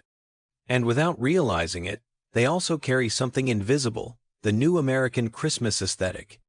At the same time, American products begin appearing in department stores overseas. Television programs, exported on film reels, play in foreign theaters or early broadcast stations. Magazines printed in the United States find their way into kiosks in cities, oceans, away. And slowly, the visuals and traditions that once belonged only to American suburbs begin to appear in places where Christmas had long been celebrated in very different ways. In Japan, for example, the post-war years brought a fascination with Western holidays. Christmas was not traditionally celebrated there as a religious event, but it soon evolved into a cultural one, bright, romantic, cheerful. American holiday images poured in. Santa in his red suit, glowing trees in department store windows, holiday cakes, festive lights, gift exchanges. Tokyo embraced these images with enthusiasm, turning downtown districts into sparkling winter wonderlands that felt straight out of an American magazine. Even though the traditions reshaped themselves to fit Japanese culture, the aesthetic foundation, the lights, the colors, the wide smiling Santa came from American influence. Across Europe, something similar unfolded. Though Europe had ancient winter traditions of its own, St. Nicholas, Christkind, Father Christmas, Yule markets, the mid-century American version of Christmas began blending with local customs. The bright red Santa replaced older, more solemn winter figures in some places. Electric lights appeared on city streets, bringing a modern glow that felt strikingly American. Hollywood films, filled with snowy suburban homes and shimmering living rooms, created a new visual ideal that Europeans found charming, modern, and strangely comforting. And in countries like Australia and New Zealand, where December meant sunshine instead of snow, American Christmas imagery introduced a sweet oddity. Families celebrated the holiday under the warm summer sky, yet decorated their homes with artificial snow, pine wreaths, and winter scenes copied from American cards. Children who had never seen snow still drew snowmen on paper. Store shelves filled with imported ornaments that sparkled the same way they did in U.S. suburbs. The dream did not need to match the weather. It simply needed to feel magical. Latin America experienced its own unique transformation. Many nations already celebrated Christmas with deep cultural warmth parades, religious rituals, family feasts. But the American aesthetic added a new layer: Santa in red velvet, gift-wrapping traditions, and brightly lit Christmas trees in public squares. Department stores in Mexico City, Buenos Aires, and Sao Paulo began filling their windows with American-style displays. Imported holiday songs played in shops, and slowly, a hybrid Christmas was born. Part traditional, part modern, part American, part beautifully local. Even parts of the Middle East and South Asia, where Christmas was not widely celebrated, began adopting tiny hints of the American holiday. Some hotels put up trees. Stores used Santa imagery in winter promotions. Wealthier families began exchanging gifts inspired by Western customs. The holiday was not widespread, but its aesthetic influence drifted softly into cosmopolitan spaces. But the most fascinating part of this global spread was how quickly Santa himself became a universal figure. His bright red suit, his friendly face, his jolly demeanor, these qualities transcended language and culture. He did not need translation. He did not belong to one nation anymore. By the late 1952, Santa had become a global citizen, appearing in advertisements from Singapore to Sweden, from Brazil to the Philippines. His travels, once fictional, were now mirrored in real-world imagery. Of course, America did not intentionally export Christmas. There was no grand plan, no coordinated effort. The spread happened naturally, softly, almost accidentally, carried by culture, commerce, and the emotional appeal of the holiday. The reason it spread so easily was simple. The American version of Christmas was visually bright, emotionally warm, and deeply tied to the idea of family joy. It felt modern, comforting, and cinematic. Hollywood played a massive role in this. American films traveled the world, bringing with them familiar scenes: children racing down stairs on Christmas morning, suburban streets lined with glowing lights, fireplaces flickering gently beneath stockings, snow falling in perfect white sheets. These images were not just entertainment, they became templates for what the holiday could look like.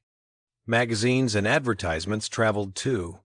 They showed smiling families, drinking cocoa, women decorating trees with sparkling ornaments, men hanging lights along roofs, children writing letters to Santa. These images were aspirational, but they were also easy to copy. A family in Germany or Chile might not have the exact same ornaments, but they could recreate the feeling. A store in Seoul or Milan might not carry the same products, but they could replicate the atmosphere. And so, piece by piece, the American Christmas aesthetic spread across continents, not replacing local traditions, but layering itself on top of them, blending gently until a new global version emerged. What made the American Christmas so exportable was that it was not tied to deep ritual. It was tied to emotion. Anyone could appreciate the beauty of lights, Anyone could enjoy gift-giving. Anyone could smile at Santa. Anyone could feel warmth at the sight of a glowing tree. It did not demand belief, only participation. But even as it spread, it adapted. In different countries, Santa gained new names. Trees were decorated with local materials. Holiday meals incorporated local flavors. Decorations reflected cultural artistry. The holiday grew not just outward, but inward, shaped by the people who adopted it. The global Christmas that emerged was not purely American. It was an evolving mosaic of influences.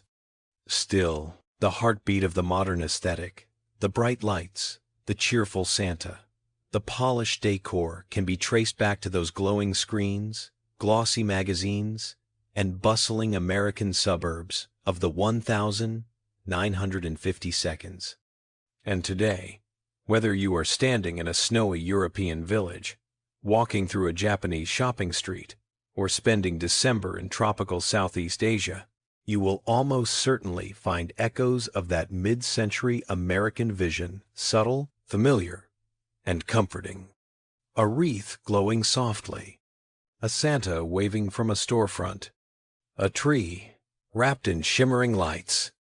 They are reminders that traditions travel not through force, but through shared joy.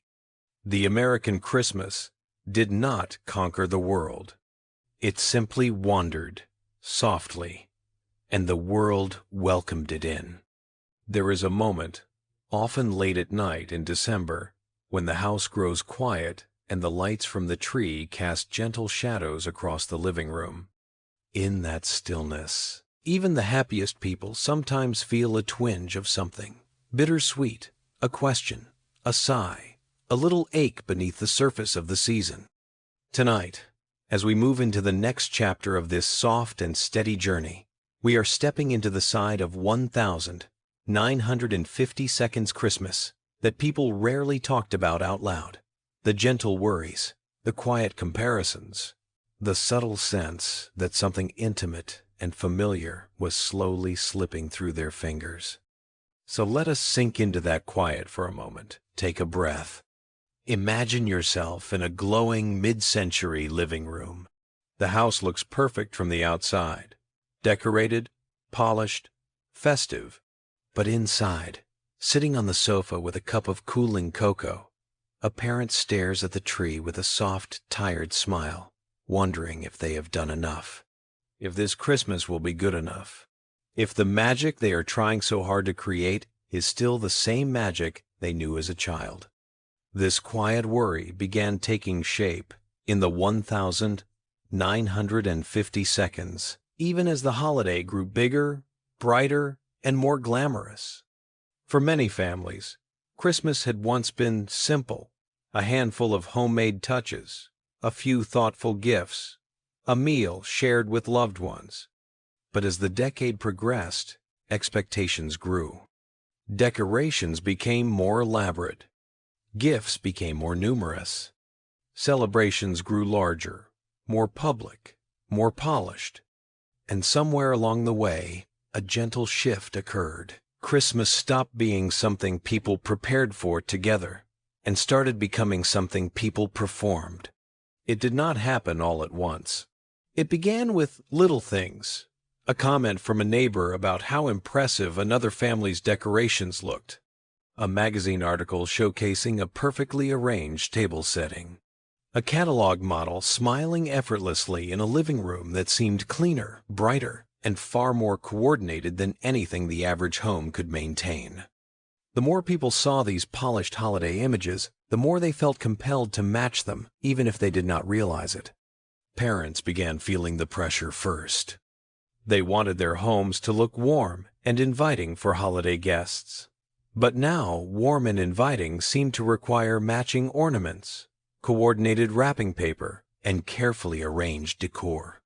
They wanted to give their children magical memories, but now magical seemed to involve expensive toys, stockings overfilled with surprises, and a tree that looked ready for a magazine cover.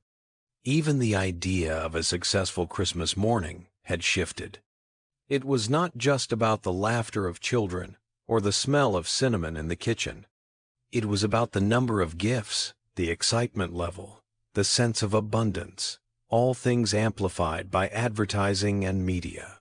And of course, the comparisons grew quietly but steadily. A mother walking into a neighbor's home might glance at their perfectly decorated mantel and feel a soft pang of inadequacy. A father visiting a coworker's holiday party might notice the pile of gleaming gifts beneath the tree and wonder whether his own offering seemed small by comparison. Even children, sweet, enthusiastic, innocent, would talk excitedly on the school bus about what they hoped to receive, and some parents silently took notes, feeling the pressure grow. The most delicate part of this shift was that people rarely admitted how they felt. The holiday was supposed to be joyous. To say that Christmas was stressful or overwhelming felt almost wrong. And so the worries stayed quiet, tucked beneath wrapping paper and hidden behind practiced smiles.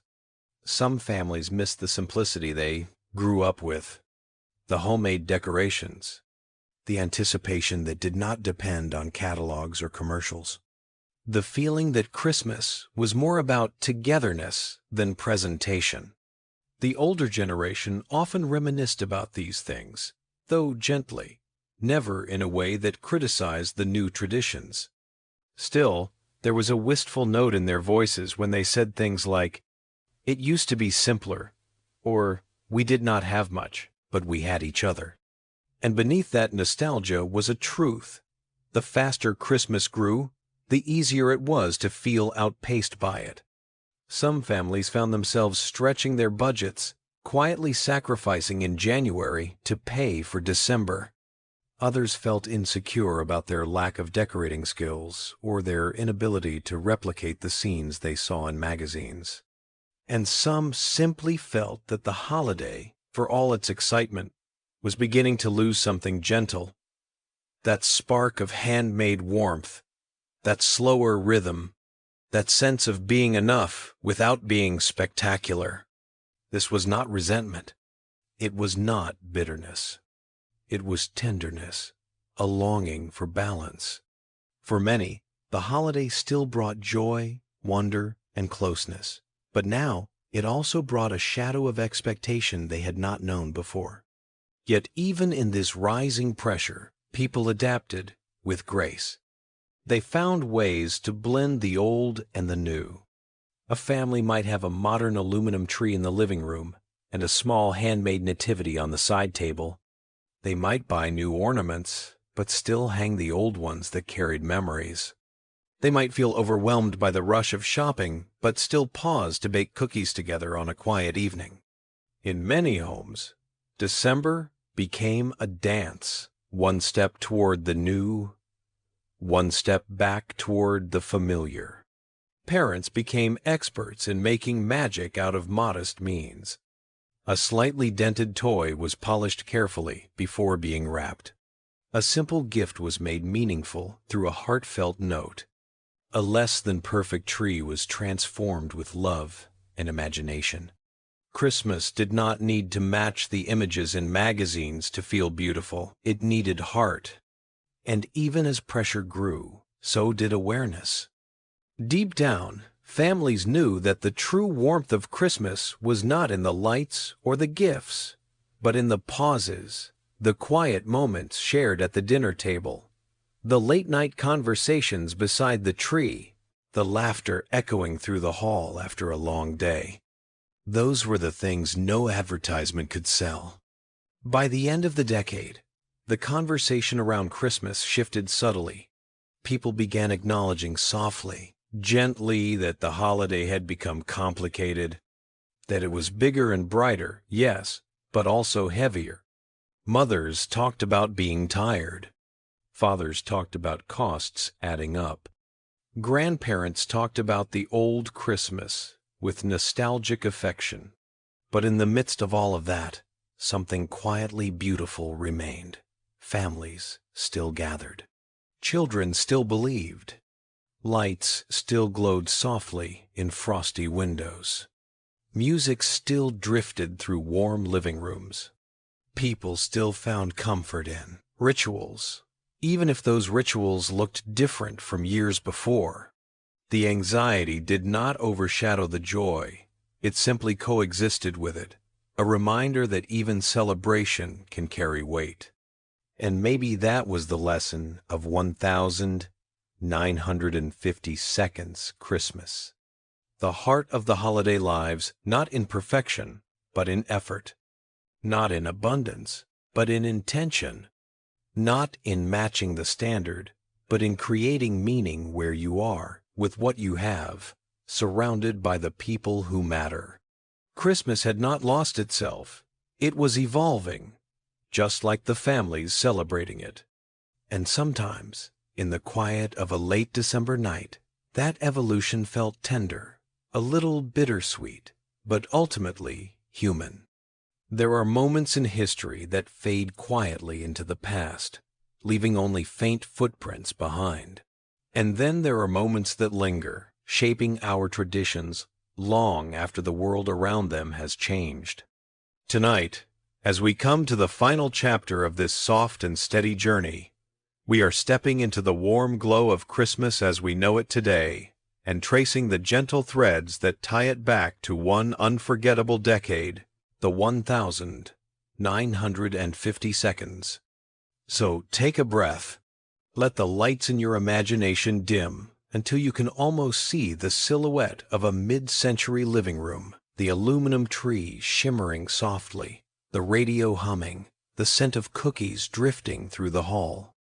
Even though decades have come and gone since then with new technologies, new decorations, and new ways of celebrating the spirit of modern Christmas, still carries the soft fingerprints of that hopeful, transformative era. When people today think of Christmas, they picture scenes that would feel instantly familiar to a family living in 1957. A tree glowing with electric lights, stockings hung in a row, carefully wrapped gifts sitting patiently beneath branches, children writing letters to Santa, neighborhoods glowing in color, holiday specials playing on TV, and catalog-inspired gifts waiting behind closet doors. These images may feel timeless, but they were not truly cemented until that decade when tradition met modern life in a blend so seamless that it became the foundation of everything that followed. The decorations we use, now LED lights, plastic ornaments, glittering wreaths, are direct descendants of 1950 innovations. The concept of a coordinated tree, with matching color themes and curated decor, began when magazines first introduced the idea of a stylish Christmas. The shift from handmade to store-bought ornaments happened then too, not because people stopped valuing handcrafted items, but because new materials offered new stories to tell. Even the act of decorating the outside of a home, a string of lights along the roofline, a glowing figure in the yard, is something the 1950 suburban neighborhoods turned into a communal ritual. That playful, friendly competition transformed holiday lighting into a form of shared joy that continues today. Drive through any suburban street in December, and you will still see echoes of those first pioneering displays. Houses that shine like quiet beacons, inviting strangers and neighbors alike to join in the light. Inside the home, the legacy is just as strong. The mid-century living room, cozy, decorated, filled with music, became the template for what a proper Christmas living room should look like. Before the 1950 seconds, trees varied widely in style. After the 1950 seconds, almost every home in America, and soon the world, embraced the idea of a decorated indoor pine as the centerpiece of the season. Gift-giving, too, bears the unmistakable imprint of the decade. The idea of a stack of gifts rather than a single, modest offering, the wrapping paper, the ribbons, the matching tags, the anticipation that children feel as they stare at the growing pile. All of it grew from the economic boom and rising consumer culture of the time. Even the tradition of making a list became mainstream because catalogs and early toy ads encouraged kids to choose from large, exciting selections. And then there is Santa, the global figure who smiles from posters, mugs, gift tags, store entrances, and holiday films. The Santa Claus we know today, rosy cheeks, red suit, jolly energy, is nearly identical to the version that corporate illustrators perfected in the mid-century. That portrayal traveled the world, settling into countless cultures, becoming the universal face of Christmas cheer. If you stand back for a moment and look at all these elements together, the tree, the lights, the gifts, the Santa imagery, the wrapping, the advertising, the music, what emerges is something profound. The 1,950 seconds did not just participate in Christmas. It curated it. It organized it. It gave the holiday a visual identity so strong, so cohesive, that it became the default version for generations to come. Even the way we feel about Christmas carries echoes of that era. The warmth we associate with holiday gatherings, the ideal of a cozy home filled with laughter and clinking plates, was reinforced by 1,950 seconds, media that showed families harmoniously celebrating together.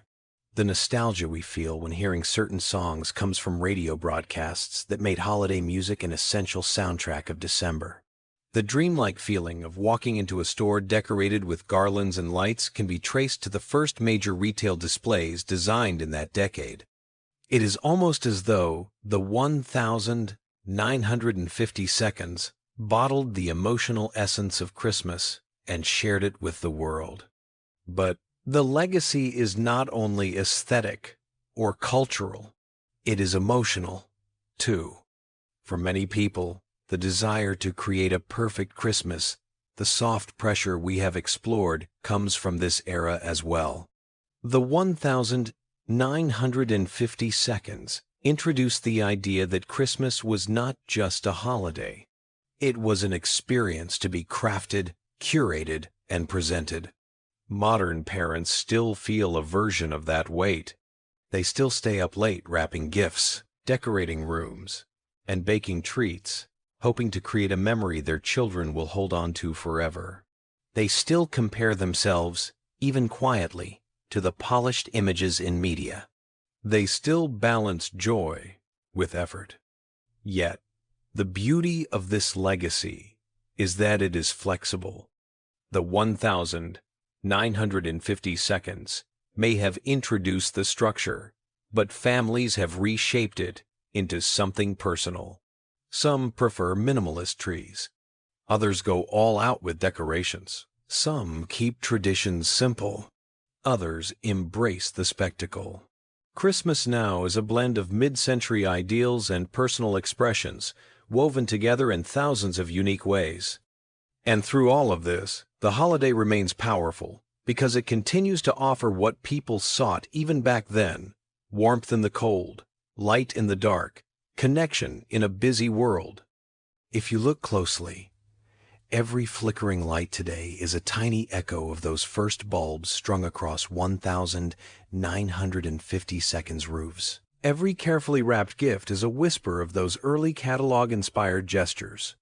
Every Santa in a mall or on a poster is a reflection of an image that solidified more than half a century ago. Every holiday special on TV owes its existence to those pioneering broadcasts that made Christmas a shared national experience. And perhaps the most touching part of this legacy is how the holiday continues to evolve, just as it did in the 1,950 seconds. Technology has changed. Families have changed. Traditions have changed. But the essence, the emotional core, remains steady. Christmas continues to be a blend of old memories and new hopes, a celebration that holds the past gently while reaching forward with open hands. In the end, the 1,950 seconds did not define Christmas forever. It simply gave it structure, color, light, and a heartbeat that the world found comforting. The holiday we know today, warm, glowing, hopeful, is a mosaic built across decades, with the mid-century years shining brightly as one of its most influential pieces. And as we close this final chapter, imagine a quiet street at night. The lights twinkle softly. A tree glows through a window. Someone is humming a familiar tune in the kitchen.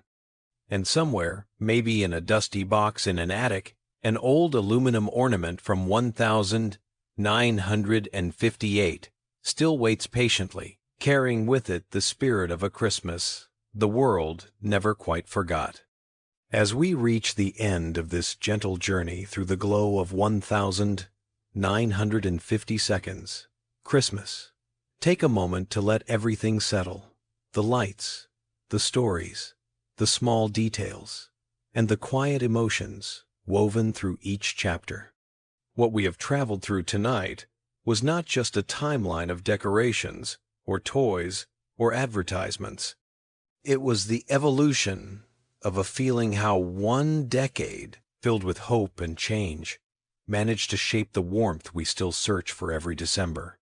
We saw how the suburbs reinvented the holiday, how stores and catalogs built new traditions, how Santa stepped into the spotlight of modern culture, and how toys, lights, and media turned Christmas into a shared national ritual. We wandered gently through the joys and the pressures, the sparkle and the softness, the excitement and the nostalgia that still linger in the season. And we ended by recognizing something beautifully simple: the heart of Christmas, the longing for connection, light, and togetherness, has never really changed. It has only found new ways to shine. So, wherever you are right now, sitting near a window, lying back in bed, or listening with your eyes half closed, I hope this story wrapped around you like a warm blanket. I hope it brought you a little peace, a little comfort, and a reminder that even the busiest seasons carry quiet corners where you can breathe. Thank you for spending this time with me. Thank you for joining the journey, chapter by chapter, light by light. I hope your night is calm, your mind is gentle, and your heart feels a little warmer. Sleep well, rest deeply, and I will see you again in the next story. Good night, friends. Is has disable and tells he manager is in pervident shans and is has disable con in stelsatter and stelsatter in stelsatter in stelsatter in stelsatter in stelsatter in stelsatter in stelsatter in stelsatter in stelsatter in stelsatter in stelsatter in stelsatter in stelsatter in stelsatter in stelsatter